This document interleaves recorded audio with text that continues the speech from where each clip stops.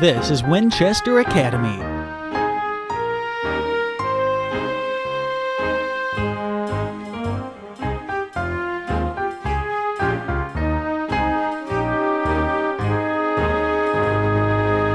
Good evening. I'm Richard Bidwell. I'm the president of the Winchester Academy Board of Trustees, and we welcome you this evening to the community program that is being co-sponsored by the Waupaca Area Public Library, the Waupaca Historic, the Waupaca Breakfast Rotary Club, and the Winchester Academy. Pretty good when you can get four groups to work together and find an evening that we could come together. When Phil gave this program at Rotary meeting perhaps a month or so ago, I said to a few people, this program really needs a wider audience, and tonight is the result of that. We thank the library for providing the beverages. The Historical Society bought the cookies, and Vanell from the Winchester is our hostess, and there is a basket on the table, and if you are so inclined, any cash that shows up in that basket will be given to the Rotary International Student Exchange Program. Please silence your cell phones or any other digital devices. Patsy from the library will help you if you need assistance doing that, but we really would appreciate you taking just a moment now to silence those items. A few announcements. The next movie at the library with Dr. Rhodes is Thursday, this coming Thursday, and it's Walt Disney's So Dear to My Heart, Thursday, 1:30 in the afternoon. The Historical Society's next program is on Thursday evening, April 18th at 6 p.m. at the Holly Center. Interesting program, 40 years of the Chain Skiers. Might be good. Winchester Academy's next program is in 2 weeks, Monday at 6:30 in this room.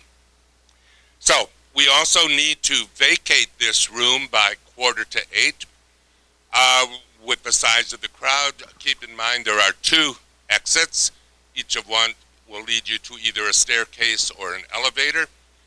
And my experience has been, if you leave, then don't just stand out there, because then nobody else can get out. I remember the old days at the Boston store going down the escalator. You know, if they didn't keep moving, you were in trouble. This time I'd like to introduce Brett Grams. He's the Rotary Youth Exchange Officer, and he'll introduce this evening's speaker. Thank you, Dick.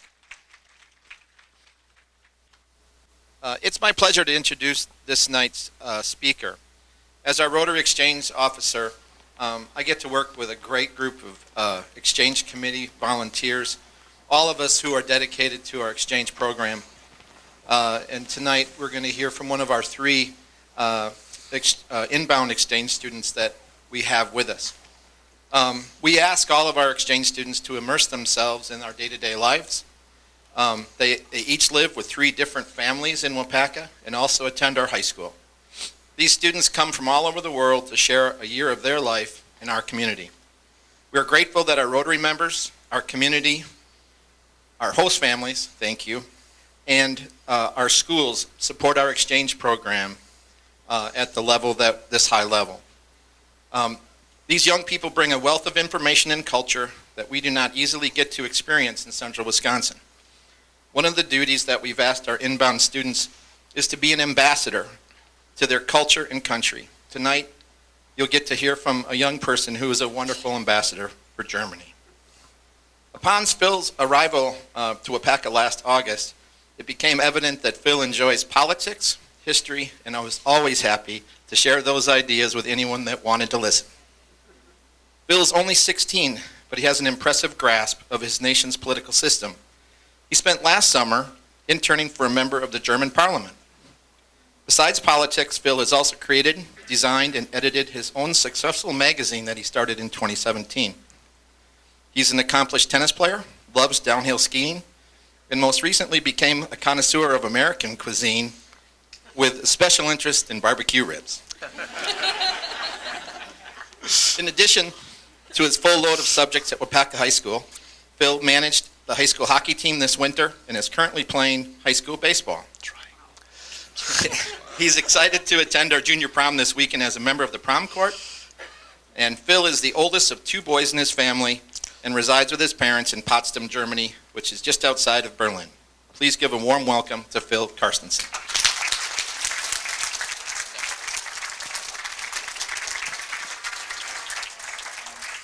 Thank you, Brett. I also want to thank you, the Wapaka Rotary Club, and of course the Winchester Academy for making all of this possible. Also, thank you to you for showing up. I really appreciate your time, and yeah, let's jump right into the topic.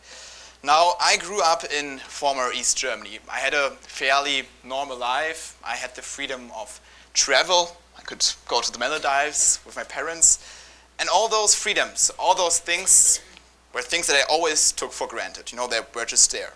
But if it wasn't for the November 9th, 1989, the story could have gone very, very differently. That was the date that the Berlin Wall, after years of oppression, finally was torn down, and people of East Germany could, for maybe the first time in their life, experience freedom. That's why today we will be talking about the GDR, the German Democratic Republic, the fall of the Berlin Wall, and its causes. I just want to give you a quick overview here.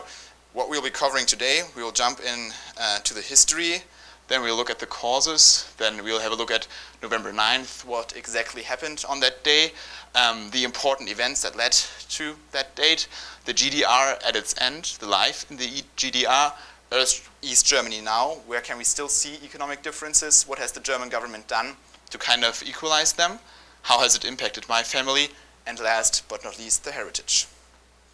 To understand the history of the German division, we need to start earlier than 1989. We need to start in 1945. And that was the end of the Second World War, as you all know. And Germany was, of course, in a very difficult situation. They lost an awful war as a fascist state, and were completely destroyed, especially the urban areas. Basic infrastructure was gone. In the decision how to divide Germany, how to further proceed with Germany, was a major miscalculation by the American government. And that comes all down to the question, how long is it appropriate to clap for someone? Maybe minutes, maybe 2, one might even say 3. However, do you think it's appropriate to clap for someone for 11 minutes? Well, that probably wasn't even enough in the opinion of Joseph Stalin. Joseph Stalin was the authoritarian leader of the Soviet Union. We all know him today for his also very, very awful crimes that he has done on the population, his oppressive leading style, and many other things. At a local convention of the Communist Party, they were having a standing ovation in honor of Joseph Stalin, and the crowd kept clapping and clapping and clapping. They didn't clap because they loved Joseph Stalin so much, because out of fear. Out of sheer fear, they knew if they would stop clapping, there was the secret police, and they would probably suffer some major consequences. Around that time, there were 1,000 executions a day for political enemies. However, being a political enemy meant that you could be part of the Communist Party, that you could be a very close relative, a very close friend of Joseph Stalin. Eventually, after 11 minutes, a local factory owner sat down. He faced severe consequences and was sent to the Gulag for 10 years. And this is the Stalin we know today. And probably terrified, maybe seen as a necessary evil, at the Potsdam Conference, Roosevelt offered Stalin to invade Berlin, to continue a possible partnership after the Second World War. Now we know that the story went a little different than a good partnership after the Second World War. However, he did that back then, and in the US media, Joseph Stalin until the 40s was portrayed as Uncle Joseph. So that's something very interesting. So they divided up Germany like that. That's probably the map we all know. Then we had the Soviet sector, we had the British sector, the French and the American sector. Now, Joseph Stalin thought that the Western allies would soon leave and Germany would never become a democracy again. Luckily, he was wrong. And this is the division that we can see now of Berlin. So again, in those 4 sectors. However, it took a while until the Western allies arrived in Berlin. And there's this very iconic picture that you probably also all know from the history books. One of the most iconic pictures of the end of Second World War. It's a Soviet soldier.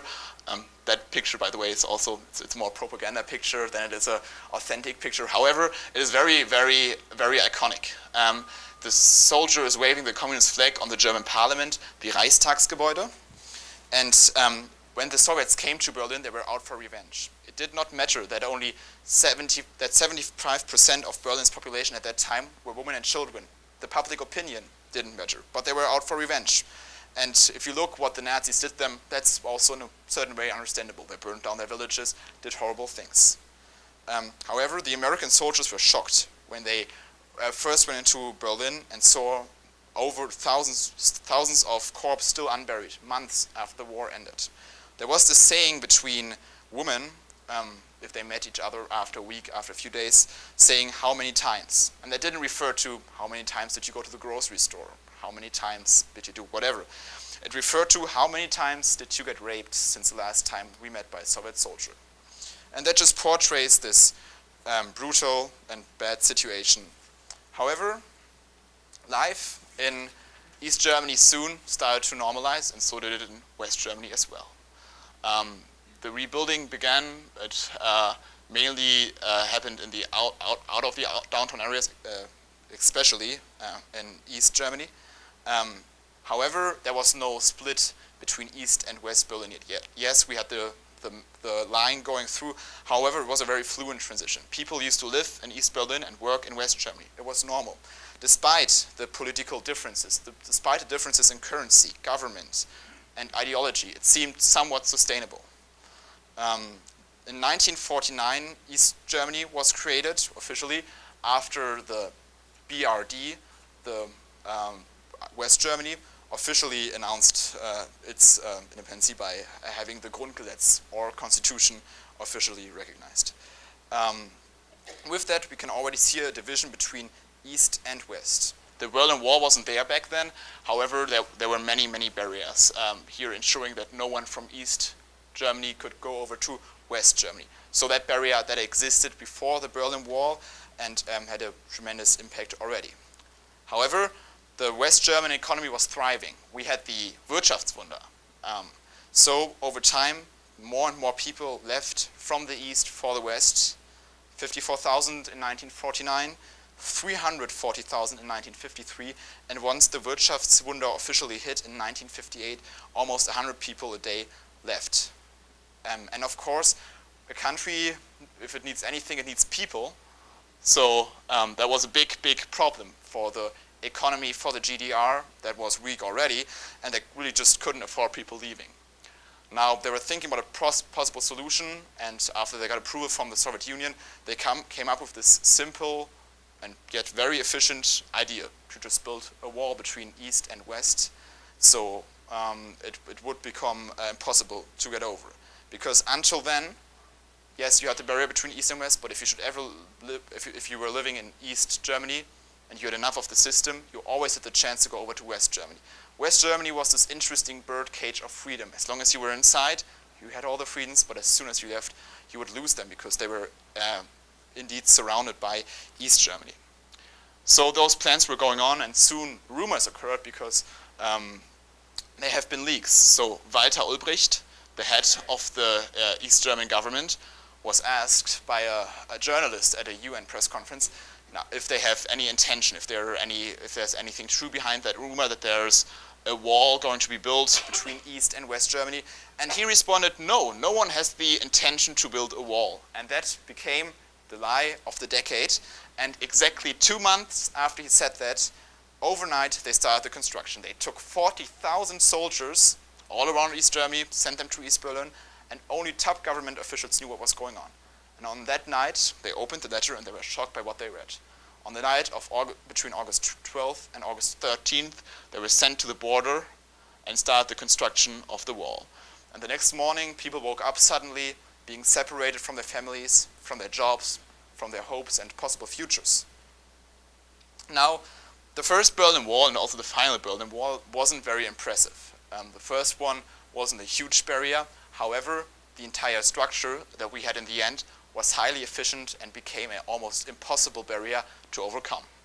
The wall itself was only 12 foot tall, and someone could say, okay, show me a 12-foot wall, I'll show you a 13-foot ladder. However, the entire system behind that was so highly efficient that unfortunately hundreds of people lost their lives in the attempt to cross the wall. So now here we can see that. In West Berlin, it was just that, a wall. People could walk close to it, people even started painting on it, people could even look over the wall to kind of take a sneak peek how the East could look like, and then the exact opposite in East Berlin. Living here, so close to the death stripe already, meant that you were either very close to the government or they would constantly spy on you, the police. They would also have, they would also have constant ID controls to ensure that the people that are over there, close to the border already, are only those who are supposed to be there. Then we have those guard towers, over 300 of them over the course of the Berlin Wall, equipped with soldiers who would have guns and could shoot at those people. Also self-shooting mechanisms were added later, and we have those two walls earlier, and then we have this death stripe. The death stripe was full with landmines, so if you would step on something wrong, you would die. The Berlin Wall itself wasn't just a wall, it was a complete mechanism of imprisoning people in the end. Now, of course, Berlin was a place of tension, of international tension. It was the meltdown of the Cold War, one could say, and we saw the beginning of a World War III. Now, World War III, I wouldn't use that term, but of the outbreak of a hot war between the US and the Soviet Union many times. For example, once at Checkpoint Charlie, when East Germany wouldn't let in a US diplomat. So tanks from the United States and the Soviet Union have been facing each other for hours after JFK. John F. Kennedy finally resolved that conflict. So for him, seeing the Berlin Wall was not only physical but also a diplomatic barrier, kind of relaxing that situation a little. And it took him a while to come to Berlin. Only Willy Brandt, the former mayor and chancellor of Germany, finally convinced him to come over and to take a look at the situation. And John F. Kennedy in 1965 saw something that really, really moved him. It wasn't the overwhelming crowds. He was a very good US president. He certainly was used to having big crowds. It also wasn't a warm welcome from Willy Brandt. It was when he looked over the Berlin Wall, looked over to the east side on a protest, and he could see East Germans protesting for him, despite the risks of losing their lives, of losing their families, of losing their jobs. They still stood up for what they thought was right.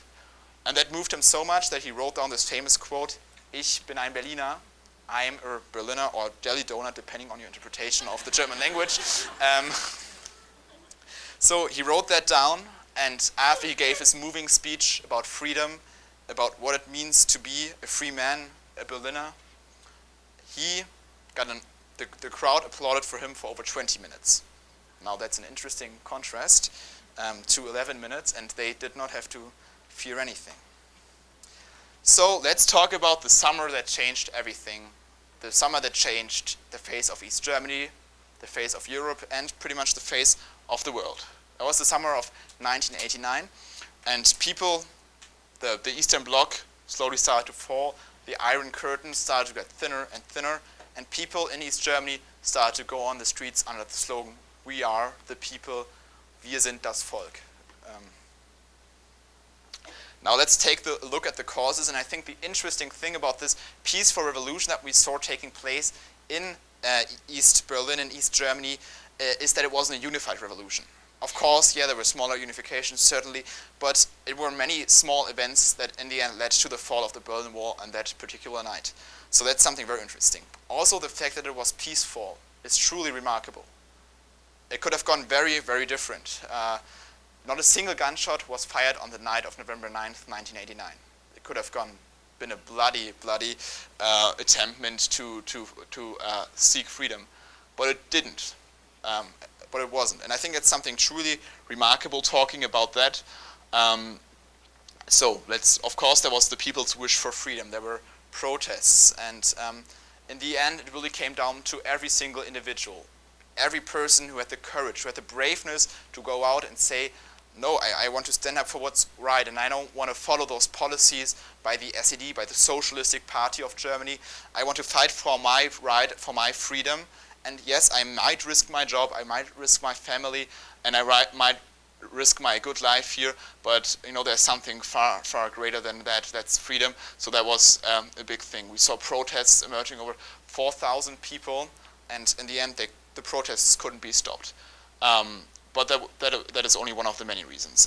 Many citizens also requested to leave the GDR. Now, leaving the GDR via request was always possible. However, there was a great disadvantage. It needs to get approved. And that also meant that if it wouldn't get approved, they knew that you were an enemy of the socialistic system. You would lose your job, your family members would lose their job, you would lose privileges, and you would be constantly watched by the German secret police. So requesting that was a big, big deal. The occupation of the West German embassy in Prague, now that was a very historic moment, because in the German constitution, West German constitution, in 1949 it already said, we think of Germany as one. We don't see the divided Germany, and we do recognize all East German citizens as West German citizens. And they might not have thought about much when I wrote that down back then. However, it laid the foundation for the later reunification and made also this event possible. Thousands of East Germans went to the embassy in Prague and wanted to go to West Germany. It was a diplomatic crisis. They didn't know what to do. They were afraid it would cause conflict and friction.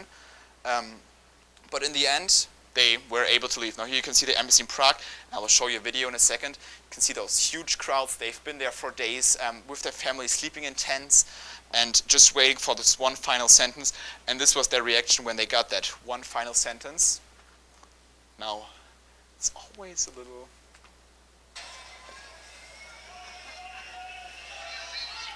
And it's saying, we are coming to you today to tell you that today you can leave. And you can see the crowds just screaming. That was around the German embassy, packed with people, and they knew they would finally be able to leave and go to West Germany.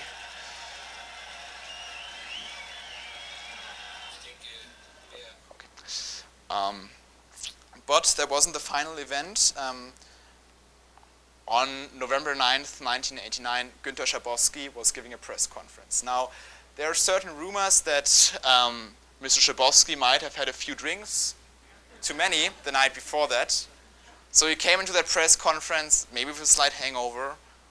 He was maybe still drunk. And he was, but he just thought, okay, I've done this many times, just business as usual. I'll just read those policies. And it was, the press conference went on and on. Everyone was almost asleep in that room because it was just like the boring socialistic news, like the workers and farmers have achieved their production goal thanks to the means of production being in the hands of, so the stuff that like, okay, yeah.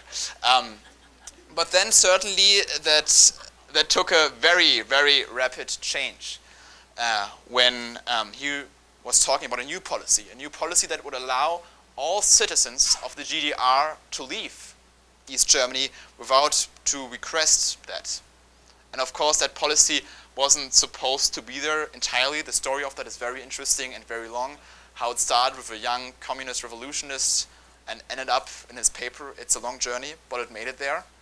But it was approved by the Politburo. That was kind of the upper level, political level of East Germany. And that policy was supposed to take place the day after that press conference. Now, if it would have taken place the day after, I think personally, and now that's my conception of history, they probably would have realized what it would have done to East Germany and the and East Berlin. So probably would have been taken out again. But as an Italian journalist, I asked the right question at the right moment. He was asking, so when will that new policy take into effect? And then Günter Schabowski said a world famous quote, with unfortunately a small grammatical error in it, but that's the quote. So, and he says that occurs to my knowledge, this is immediate. So we have this life-changing policy happening right now. No one at the border knew anything, and you can only imagine what a difficult situation it was. Now, the same night, thousands, millions of East and West Germans saw it on TV. And of course, I mean, it was a press conference. So they all went to the border, the East Germans, and wanted to leave. The pressure was tremendous. Yet the people who worked at the border also knew if they would do a mistake, that would have severe consequences on their future lives. But the Bornholmer Straße was the first point, first border crossing point to let the people out. And I think I could talk hours about how remarkable it was and how it moved and changed the people, how divided families could finally come together again, and how people could live a free life after a generation of oppression. I will just show you this video. And this is again Günter Schabowski talking in the background.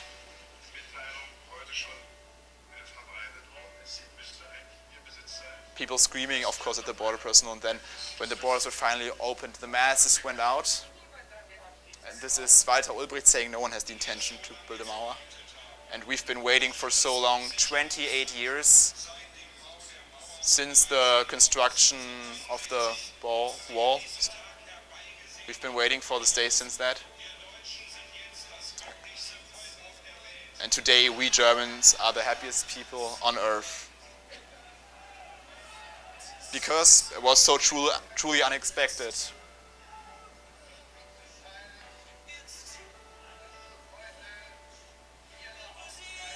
And then of course the Brandenburg Gate, always a very, very iconic place of that reunification process of the fall of the Berlin Wall. And you know, people just celebrating their freedom, their unity.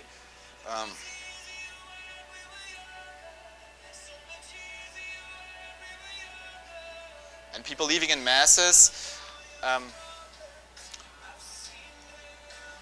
Now I always get that's the place, the Bornholmer crossing, Bornholmer Straße, where they first decided to let them through. There's a very interesting movie about that really shows this process, 2.5 hours, how the masses kept getting more and more, and how they proceeded with that decision, because after all it was a very, very difficult and world-changing decision that they had to make that night. And luckily they did the right one. They did not choose the guns, they chose to open the borders, and that changed lives in the end. And I often get this question, you know, why was there an immigration crisis, you know, all those East Germans coming to West Germany? And I think it's important to understand that people had their lives, they had their families, their you know, anchor point in life was in East Germany.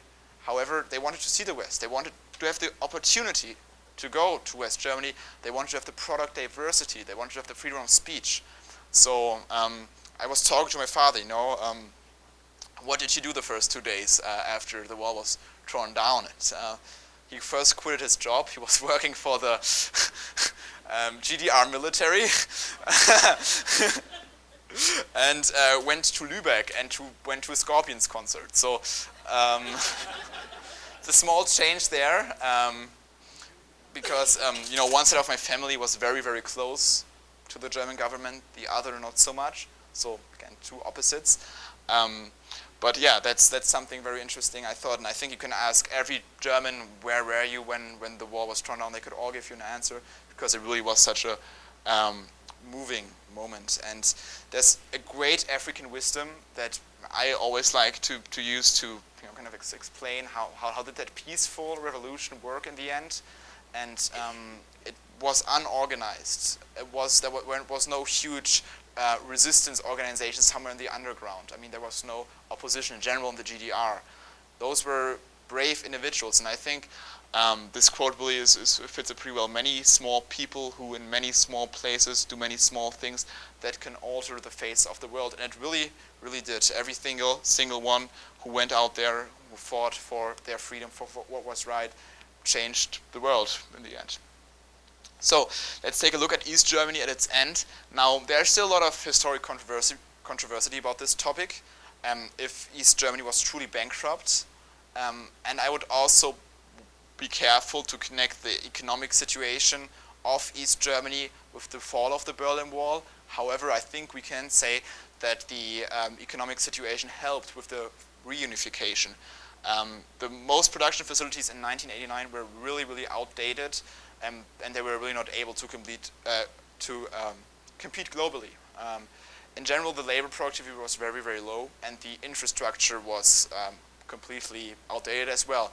And those were many reasons why the GDR couldn't compete globally anymore, or always had struggles competing globally. They had a few industries that worked out well, and microelectronics is an example of that, but still they had a very, very hard time doing that. There were always shortages, and the entire social system didn't work out. That is also the reason why, in the end, if you were a very, very old person in the GDR, they would often allow you to leave, because that would be a relief for them, because that would be one old person less for their social system, especially towards the end.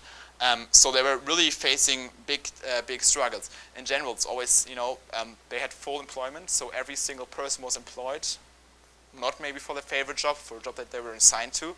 But that also meant that people were doing, that 4 people were doing a job that in West Germany would be done by 1.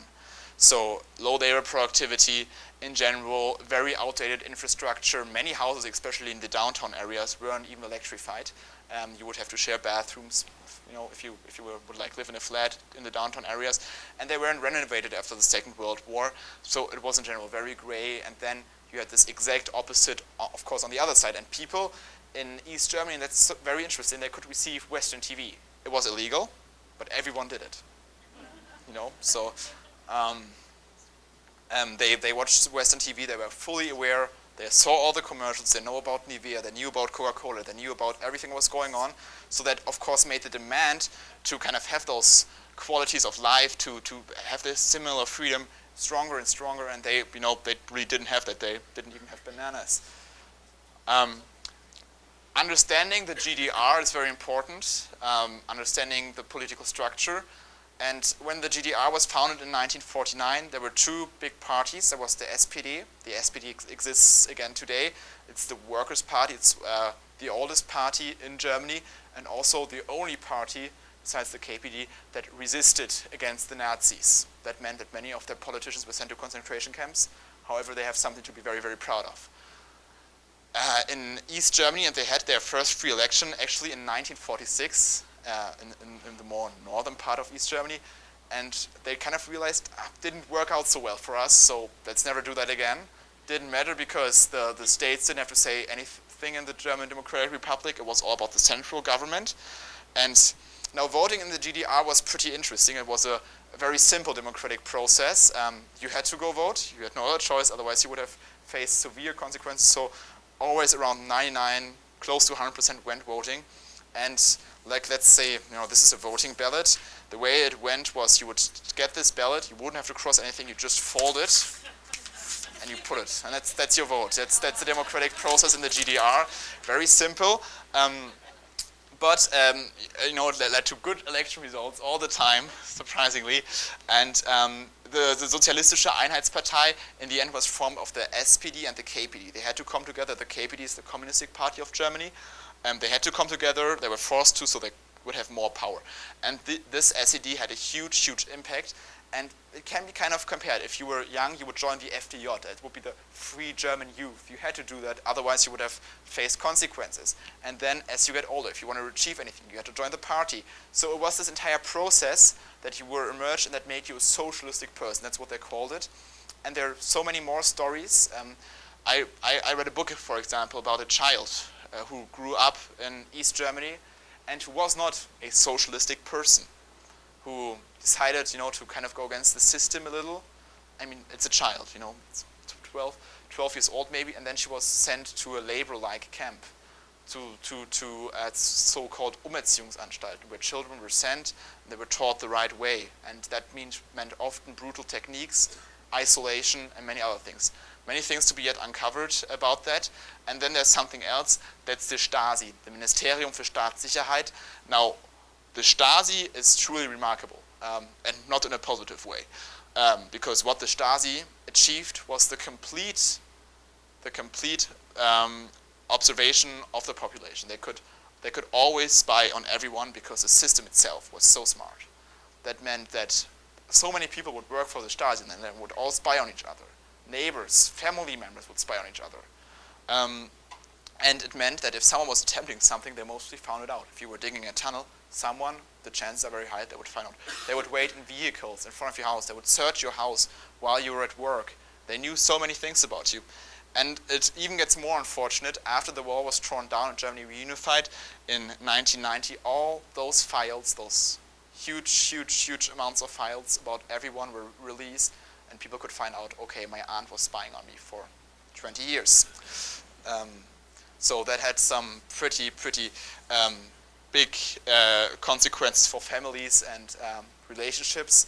I know many people who decide not to request their personal file because they were afraid that what would be in there would be not what they would expect. Here you can see someone that was listening, that is listening to someone that works for the Stasi. I really recommend the book Stasi, the untold story of the East German secret police. And there's also a movie, only with English subtitles, unfortunately it's in German, but it's called The Life of the Others, that looks into a Stasi school where people were taught how to spy on other people with the techniques of the East German government. Very efficient, yet at the same time, of course, awful. Now this is how the parliament looked like. Of course, we have those ideals that Marx, Lenin, and I can't name the other person right now. So this is how the parliament looked like, but in the end it didn't matter. All the decisions were made by the Politburo, so it was more a formal thing. Yes. Remembering, the terror that the East German state brought is very important. I think it's always important that we remember the tears, the fear, and the death that the German war brought, yet also remember the love and the fight for freedom that brought it down. And over its course, 140 people died trying to escape from East Berlin, and over 100,000 people died under the authoritarian East German government in either labor camps in the Soviet Union or also trying to cross the East-West German border itself. Now let's take a quick look at the life in the GDR. How did life look like? Now, if many people think about socialism, you might think about long lines in front of stores like that. And that wasn't wrong for the GDR either. However, especially compared to other socialistic, excuse me, especially compared to other socialistic or communistic countries of that time, part of the Eastern Bloc, the situation in East Germany was fairly good. People had enough food, people had water, people had shelter, those basic human demands, they were there. You wouldn't have to wait in line in front of a grocery store, except if they had any exotic fruits like bananas that you couldn't get. You would have to wait in lines, however, if there would be this new trendy pair of jeans that would come. And now trendy really depends on how you view it. There was a huge black market going on, of course, also in East Germany. Because music, many songs, the Beatles, everything, that was all illegal. That was needed to be all approved by the government. And interestingly, often the style of music that was allowed depended on the leader. So, so you had to listen to what type of music your leader likes, and that's, I think, also very interesting. But yeah, that's what life in the GDR was like. Talking to my parents, I asked them how would you reflect on your childhood, on your early adulthood, and I mean, despite the fact that there were almost no opportunities and it was pretty gray, it was not awful. It was not something that you will look back and say, oh, that was so bad for children, of course. Now, if you would ask someone who would be older, I asked my grandparents, they would have a very different take on that, because they were impacted far more than my parents were. My parents already were highly impacted by that. So, yes.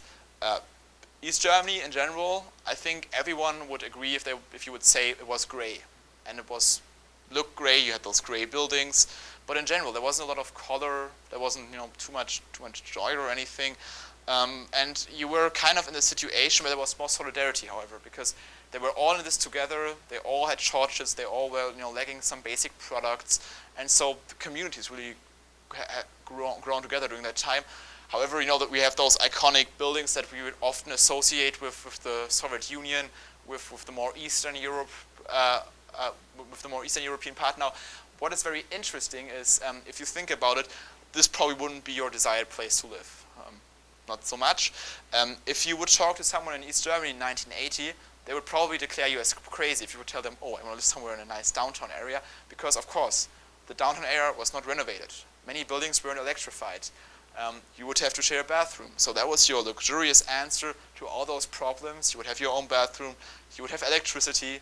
Those things were here. So that was more the exclusive part, actually. That, of course, changed dramatically after Germany reunified. We will talk about this reunification process later, because it is also something very, very difficult.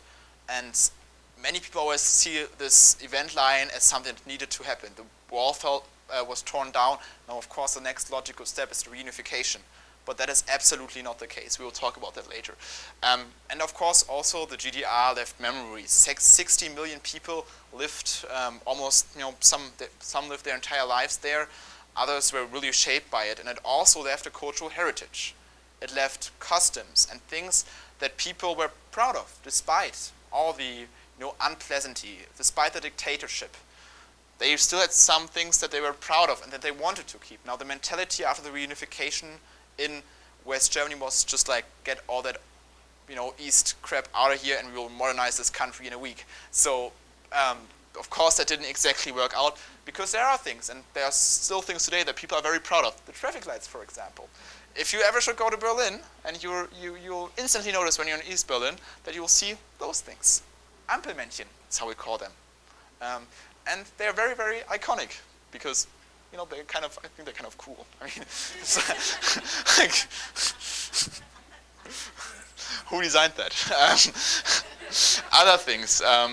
We have a special sparkling wine in East Germany, and also out of the necessity, new brands were created, like Club Cola or Vita Cola, because we didn't have Coca-Cola in East Germany, so they just created their own brand. Also many special candies. And then also very iconic, the Trabi. The Trabi, that was a car. Now, if you would have very responsible parents and they would really, really love you to the moon and back, they would order your Trabi when you were born, because it waited like 18 years, so better start early. So they would order that Trabi for you. It looks nice. I think you can still rent that today in Berlin. Goes like, 60 miles top speed. It's not really fast. But it was okay. It worked out. There was a standard car. Everyone had it, if you wanted or not. I mean, more if you wanted. And they also always needed to keep like gas tanks in the back, because there weren't that many gas stations in the GDR either. Another great example of how the cultural heritage impacted East Germany until today is Sandmann. Now, I grew up, I watched Sandmann. It was kind of a TV show for smaller children. Before they go to bed, you watch Sandmann. I don't know whether that's a thing, but it is. So, until today, we have two versions of the Sandmann, the East German and the West German. Now, that's the East German, that's the West German. And some people take this as a very emotional issue and really have debates over this. I don't see why. Clearly, the East German one is better. I mean, it's way cooler. Yes. Another nice thing, if you should ever be in Berlin, make sure to stop by the East Side Gallery. It's not super touristy yet. It is beautiful, because you can see the wall, the Wall 75. That's the name of the final Berlin Wall that we saw until 1989. Standing there like that, full with paintings, very creative paintings. And here, for example, you can see a Trabi smashing through the wall. Probably the most iconic picture, however, on that East Side Gallery. Was Brezhnev and Honecker. Now, that was just something typical for the Eastern area to do the socialistic brotherhood kiss. I don't think there was much more meaning behind that. But yeah, how has this affected me personally? Now, I mentioned earlier, I grew up having all those freedoms, and I think every story from every East German is an individual story. My parents certainly have caught up to the new economic system. They managed to adopt, and I will talk about that a little later. But I think having that background really makes you understand that freedom is not something that you can take for granted. Freedom is something that our ancestors, maybe even our parents, had to fight for. And I think as soon as we take that freedom for granted is when we lose it. And it's always, I think, important to be aware that there are people, no matter from which political direction, trying to attack our personal and individual freedoms. I think that's something that I took from that, just to see, how, and also how different the story could have gone. I'm very fortunate that I'm able to be standing here today. Who knows, if the wall wouldn't have been torn down, I wouldn't have the freedom of travel.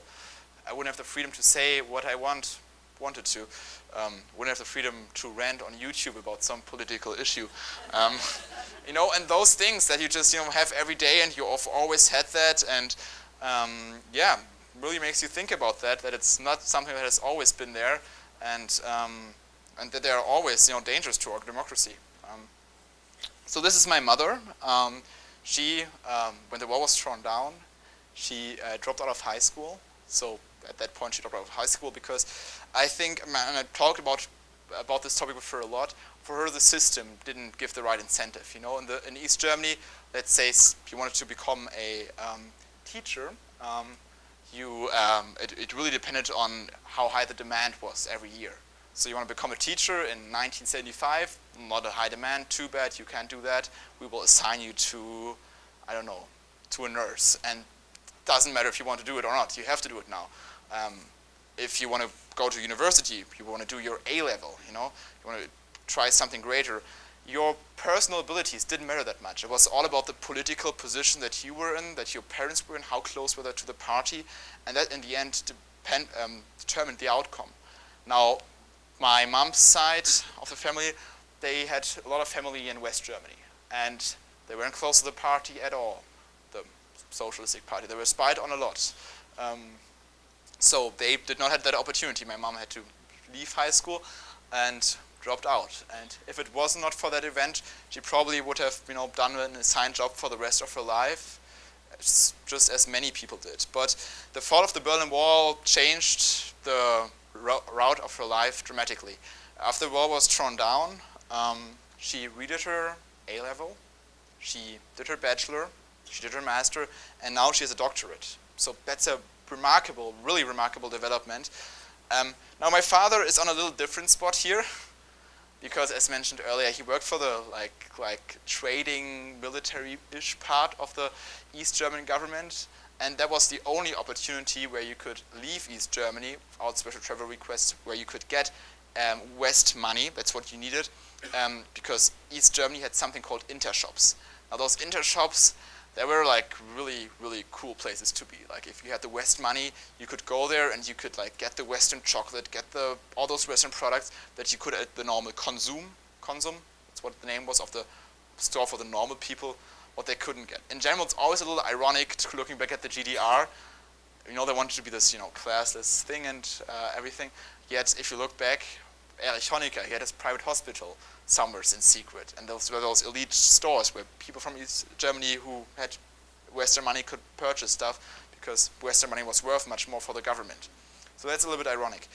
My father was working for the trading marine, as mentioned earlier, to have this opportunity to leave, to travel. But as soon as he heard the wall was thrown down, he immediately quit it. So and also redid his A-level actually.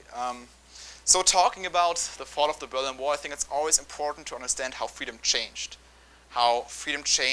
lives, how freedom changed people, opportunities, how it changed a country, and in the end, an entire continent pretty much.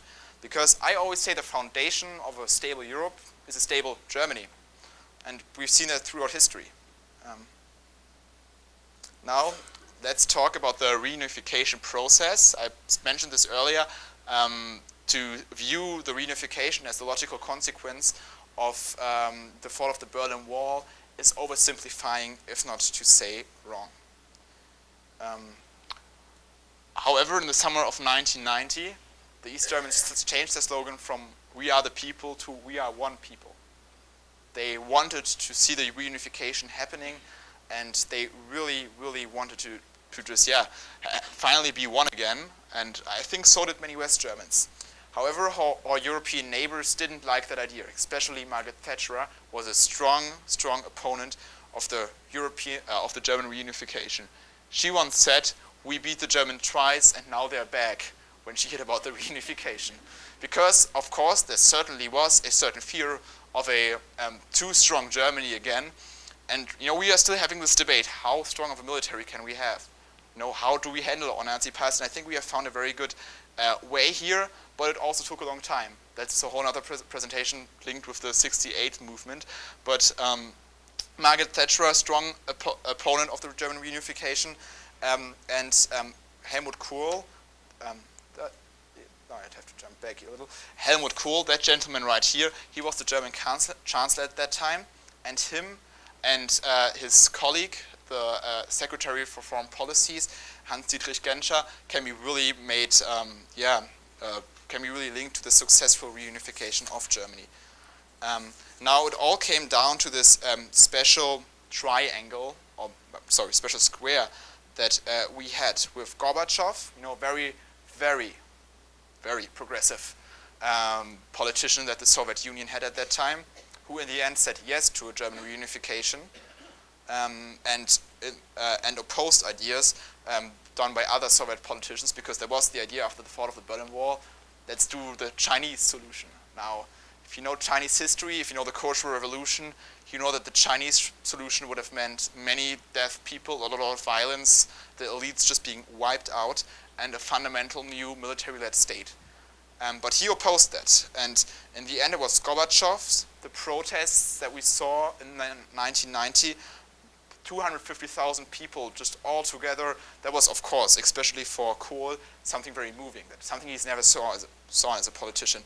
And then again, the Genscher-Kohl combination, and then also, and that's very important, the United States of America with Bush, a politician that highly supported the German unity, despite doubts from Thatcher and the French government.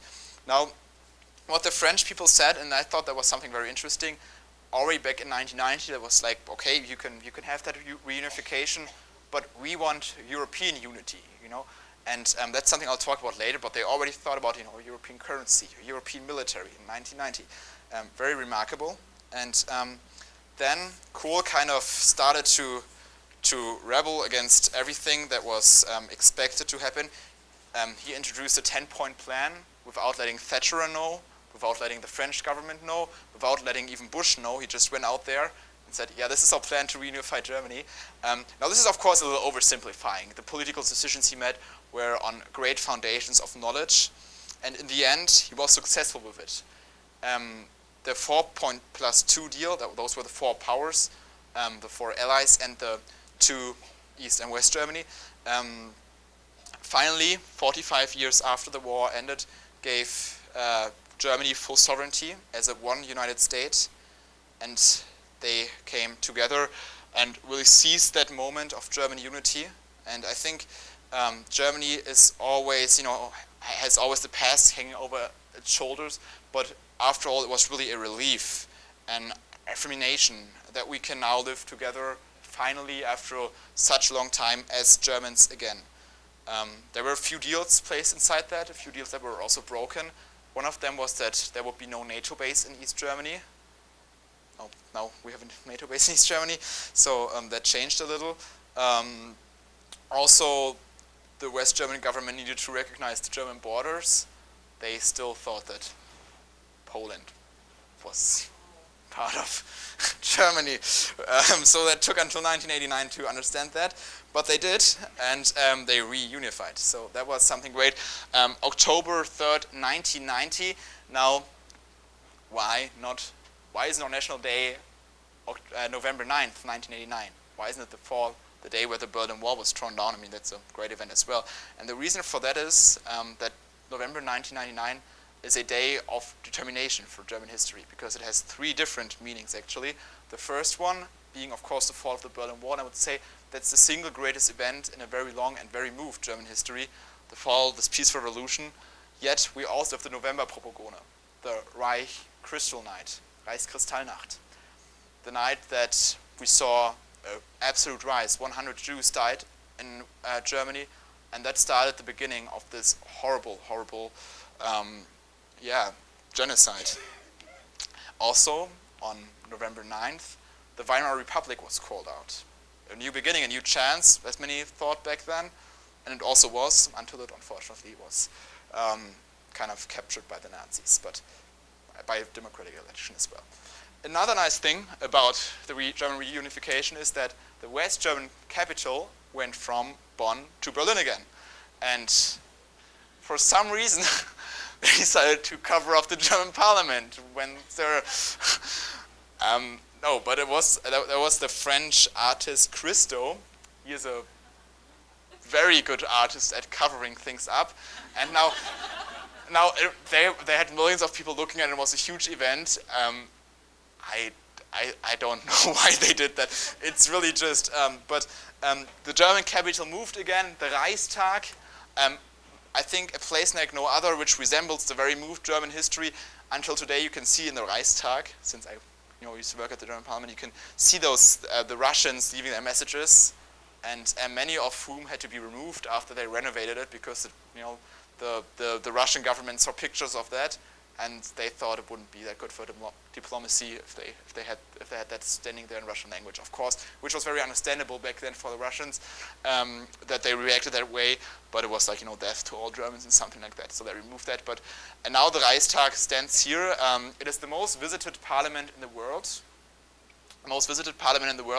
And now that is only a small part of that. It's only the parliament itself.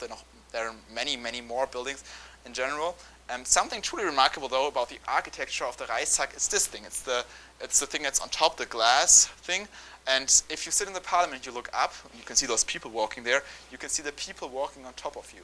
Now, of course, there are many reasons to do that, for having a good climate, for letting the sunlight shine in. But the main reason for that is to remind the politicians of transparency and to always remind them that the people are on top of them.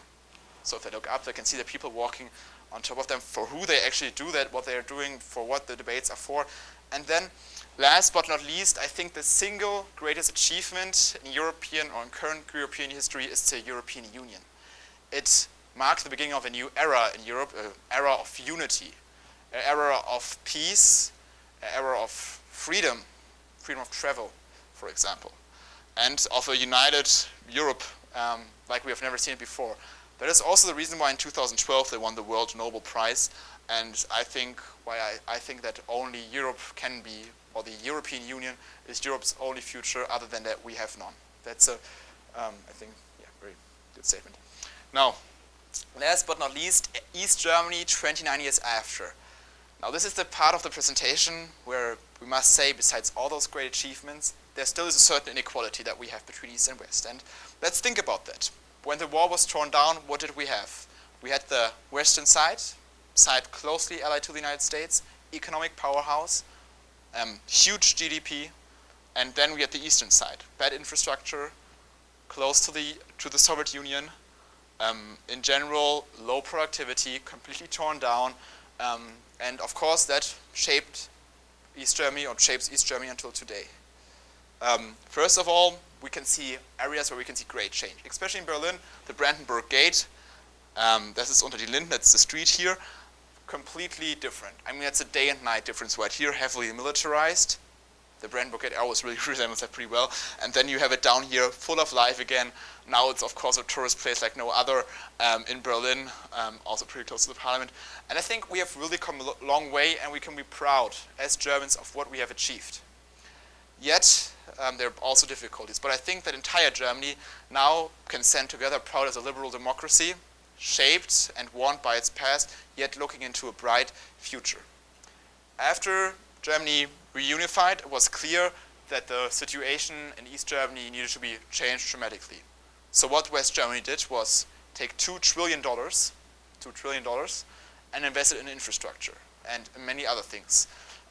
They completely rebuilt the German highways. East Germany now has the best highways in Germany. 6 lanes, no speed limit. They renovated the rails That was a big problem as well because the Soviets just took out many of the rails to use them for themselves, and really managed to build the foundation of an economically successful East Germany. Now, that didn't exactly work out the way. There were attempts to subsidize West German companies to go into East Germany and build something up. But what some companies did mit den sogenannten Treuhandsfonden was just to buy the company and then say, oh, you're bankrupt, we take the money, goodbye. So that really impacted the East German economy for a long time.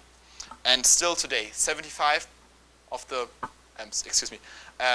30 of the largest German companies, they are kind of in a Dow Jones, we call it the DAX, zero of them have their headquarters in East Berlin or East Germany.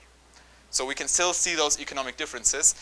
Yet, I always like to think about this, and we'll talk about this later, that as a generational issue. Especially this East-West thinking, for me, there's no way you could tell that I'm from East Germany. There's not a single indicator, neither by my German, neither by my look or anything. I don't have standing I'm from East Germany on my face really big. So you couldn't tell it. I think it's, in our generation, East and West really is nothing more or less than a geographical measurement, but not a socio-political indicator of how rich or poor you are. Another big problem that Germany is facing, and that we definitely need a solution for pretty soon, is a demographic change. Especially in East Germany, we have the problem that people start moving away from the rural areas. Now, only 10 of the 75 largest German cities are located in East Germany. That means that, of course, the attractive urban areas are more in the west, and the population, the general German population, will decline over the years. Germany is the biggest, second largest industry nation in the world after Japan, which is facing such a severe demographic change. Our retirement program, if it goes on like this, will soon end up working, because the generational treaty just won't work if there are not enough young people and too many old people who just keep getting older.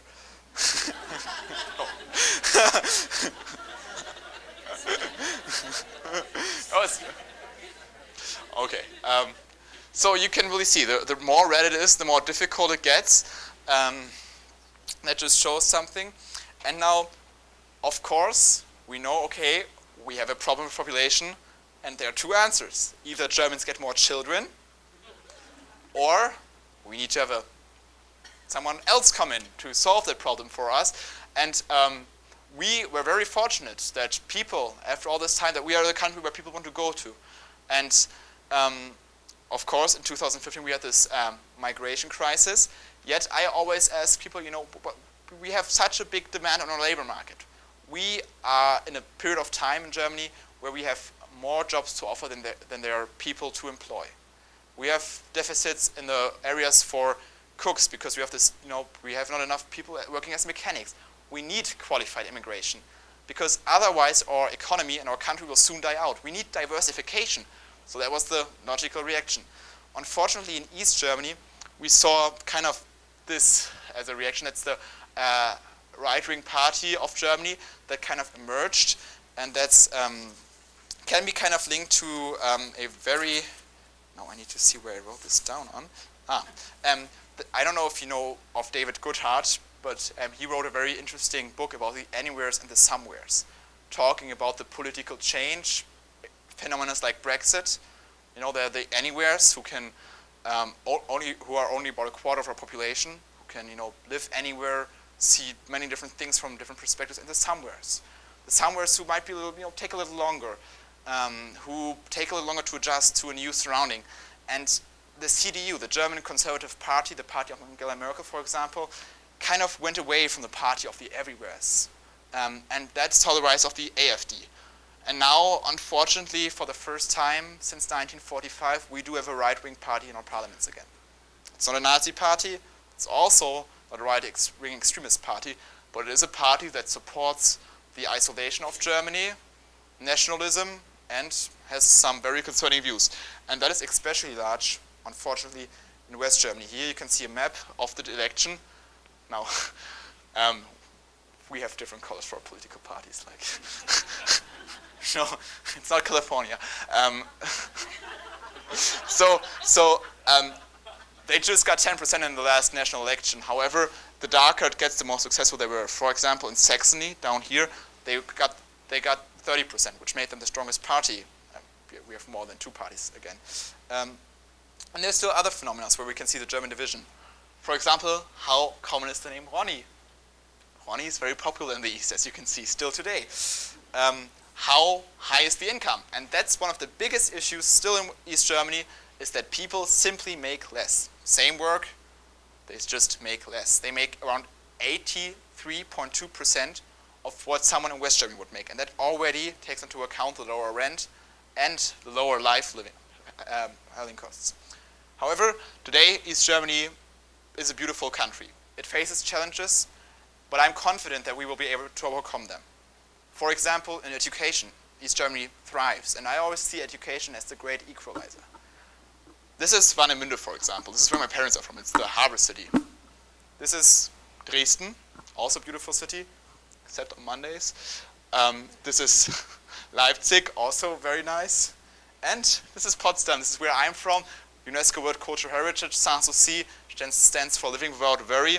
It's the city in Germany with the most castles per capita. So that's a pretty big achievement. And also definitely worth a visit if you should be in Berlin. It's only 5 minutes away. And I think the fall of the Berlin Wall reminds us to build more bridges rather than walls. And I just want to say thank you very much for your attention. If you have any questions, please don't hesitate to ask.